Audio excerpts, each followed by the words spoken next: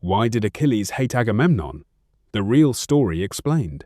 Warning: this video contains spoilers from Greek mythology, Homer's Iliad, and events that take place before Christopher Nolan's The Odyssey. If you're avoiding mythology spoilers, this is your warning. Now, let's explain. Imagine fighting in a war for nearly 10 years. You've defeated countless enemies. You've become the greatest warrior alive. Without you, your entire army would probably lose. Then one day, your own king publicly humiliates you. He doesn't question your courage. He doesn't criticize your skill. Instead, he takes away the person you value most as a prize of war, treating you as though your sacrifices mean nothing. How would you respond? For Achilles, the answer was simple. He walked away.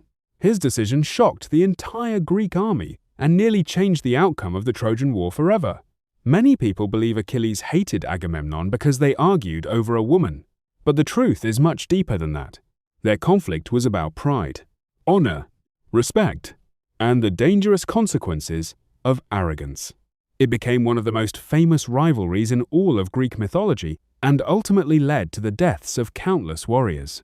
So why did Achilles hate Agamemnon? Why did the greatest hero in Greece refuse to fight while his own allies were dying? And how did one argument nearly destroy the entire Greek campaign against Troy? Let's explain. Who was Agamemnon?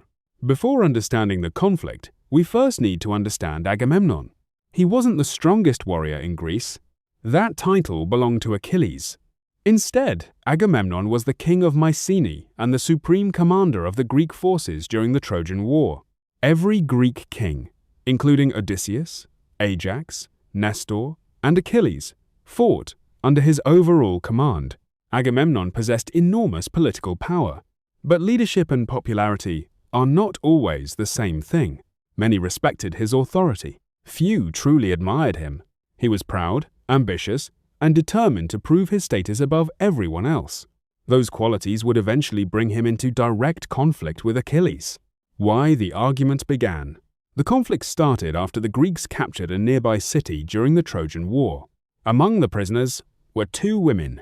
Agamemnon claimed Chryseis. Achilles received Briseis.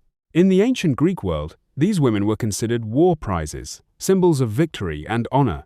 Soon afterward, Chryseis' father, a priest of Apollo, begged Agamemnon to return his daughter. Agamemnon refused. Apollo responded by sending a devastating plague through the Greek camp. Soldiers began dying every day. Desperate to stop the disaster, Achilles called a meeting of the Greek leaders. A prophet revealed that Apollo would end the plague only if Chryseis were returned. Reluctantly, Agamemnon agreed, but he demanded compensation.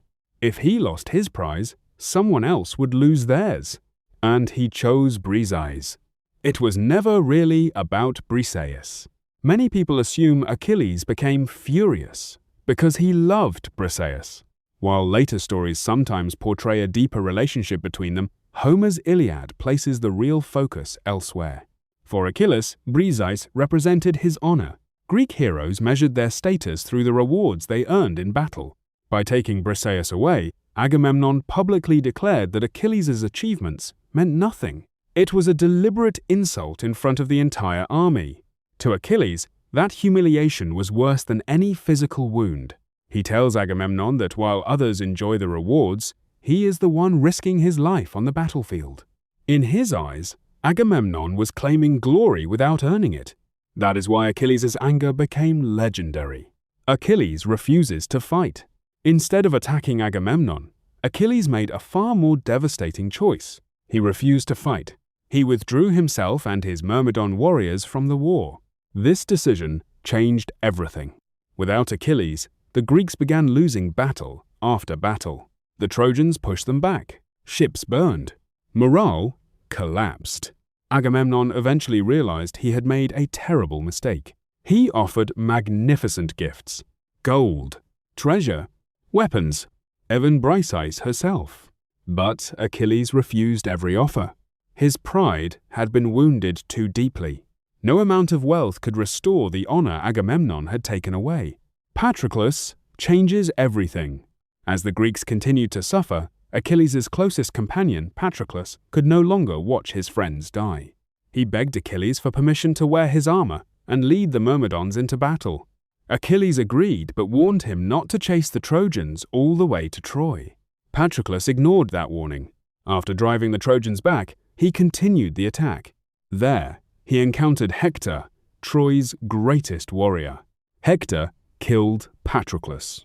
That single moment shattered Achilles. His anger toward Agamemnon suddenly became insignificant compared to his grief. From anger to revenge, Patroclus's death transformed Achilles completely.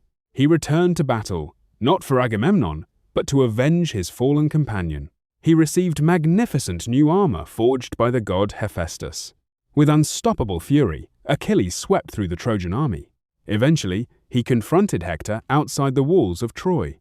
Their duel became one of mythology's greatest battles.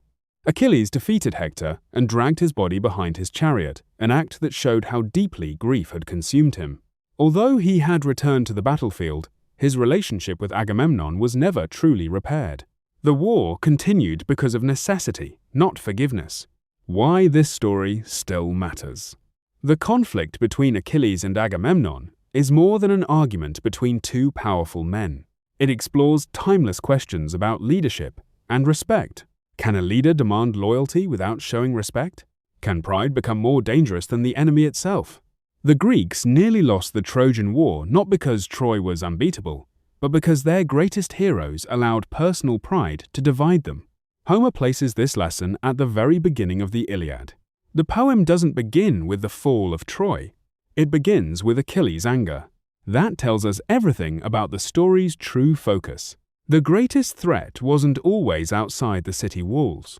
Sometimes it came from within the Greek camp itself. How this connects to Christopher Nolan's The Odyssey. Although Achilles dies before the events of the Odyssey, his conflict with Agamemnon shapes everything that follows. Odysseus fought alongside both men throughout the Trojan War. He witnessed their rivalry. He saw how pride nearly destroyed the Greek alliance. Years later, during his long journey home, those memories still echo throughout the story. Understanding Achilles and Agamemnon helps explain the world Odysseus is trying to leave behind. It was a world where even the greatest heroes could be undone by arrogance and wounded honor. Agamemnon. It wasn't simply because Agamemnon took Briseis.